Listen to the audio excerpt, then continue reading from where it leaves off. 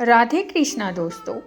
आशीर्वाद या श्राप। स्वर्ग में भ्रमण कर रहे नारद जी ये देखकर बड़े हैरान थे कि धरती पर वह लोग तो बहुत खुश हैं जो धन के पीछे भागते हैं और वे लोग बड़े दुखी हैं जो भगवान की भक्ति करते हैं। इस विचार से त्रस्त नारद जी काफ़ी परेशान हो गए और जब उनसे रहा नहीं गया तो वह सीधे पहुँचे वैकुंठ धाम। इस प्रश्न का समाधान पाने के लिए भगवान विष्णु के पास नारद जी जैसे ही भगवान विष्णु के धाम पहुँचे, भगवान विष्णु उनके मन की बात पहले से ही जानते थे। विष्णु भगवान ने नारद जी से कहा, चलो धरती लोक पर चलते हैं और आपके प्रश्न का समाधान पाते हैं। दोनों साधु का वेश धारण कर धरती लोक पर पहुँचे। वह दोनों सबसे पहले एक बड़े व्यापारी के द्वार पर भिक्षा मांगने के लिए गए। उन दोनों को अपने द्वार पर देखकर व्यापारी बड़ा गुस्सा हुआ, उन्हें भला बुरा कहा और बिना कुछ दिए उनको वहां से जाने के लिए कहा। जाते जाते साधु के रूप में भगवान विष्णु ने उसे आशीर्वाद दिया कि तुम्हें और भी ज़्यादा धन मिले। नारद जी को यह देखकर बड़ा आश्चर्य हुआ, लेकिन वह कुछ नहीं बोले और भगवान विष्णु के साथ चलते रहे। थोड़ी देर बाद वह एक बूढ़ी माँ की कुटिया पर पहुँचे। वह गरीब बूढ़ी एक छोटी सी कुटिया में रहती थी। उसके यहाँ जाकर जब दोनों साधु ने भिक्षा मांगी तो बूढ़ी माँ बोली, मेरे पास तो आप लोगों को देने के लिए ज़्यादा कुछ नहीं है, लेकिन हाँ, मेरे पास एक गाय है जो दूध देती है, अगर आप चाहो।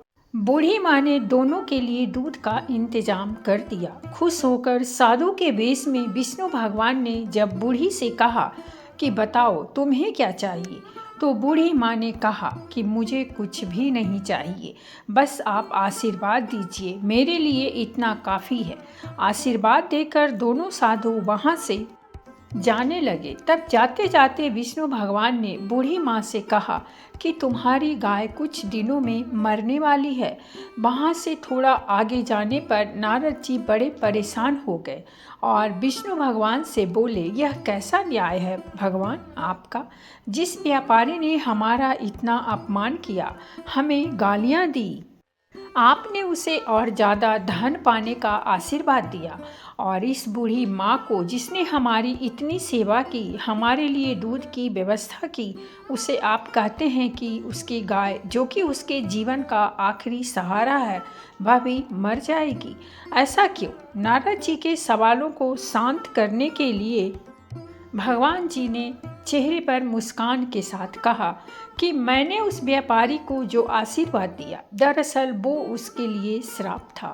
उस व्यापारी का मन पूरी तरह से धन कमाने में फंसा हुआ है और अगर उसे और ज़्यादा धन मिलेगा तो वह आखिरी समय तक उसी धन के पीछे भागता रहेगा और अगले जन्म में सांप बनकर उसके पास कुंडली मारकर बैठा रहेगा। और रही उस बूढ़ी माँ की बात, जो कुछ बूढ़ी माँ का पूरा ध्यान अच्छे कर्मों में और भक्ति भाव में था, जहाँ सिर्फ थोड़ा सा मन उसका गाय में अटका हुआ था और वह अपने आखिरी समय में उस गाय के मुँह में यह चिंता करती रहती कि उसके जाने के बाद इस गाय का क्या होगा, क्या कोई उसे हानि पहुंचाएगा या मार डालेगा, और वह पूरी तरह से मुक्त नहीं हो पाती। बस यही कारण था कि मैं चाहता हूँ कि आखिरी समय में उसका ध्यान पूरी तरह मेरी तरफ रहे, ना कि इस गाय की तरफ। भगवान विष्णु के समझाने के बाद और इस पूरी घटना के बाद नारद जी का मन पूरी तरह से शांत हो गया और वह खुशी खुशी स्वर्गलोक लौट आए। तो दोस्तों, छोटी सी ये कहानी हमें यह सिखाती है कि हमें अपना जीवन अच्छे कामों में समर्पित करना चाहिए, ताकि अंत के समय में भी हम अच्छे कामों के बारे में, अच्छे कर्मों के बारे में, भगवान के बारे में सोचें और इस जन्म मरण के बंधन से मुक्त हो सके। तो दोस्तों, ये थी हमारी आज की कहानी, और अगर कहानी अच्छी लगी हो तो प्लीज़ हमारे चैनल को सब्सक्राइब कीजिए, वीडियो को लाइक और शेयर ज़रूर कीजिए। कहानी सुनने के लिए बहुत बहुत धन्यवाद। मिलते हैं हम एक नई कहानी के साथ।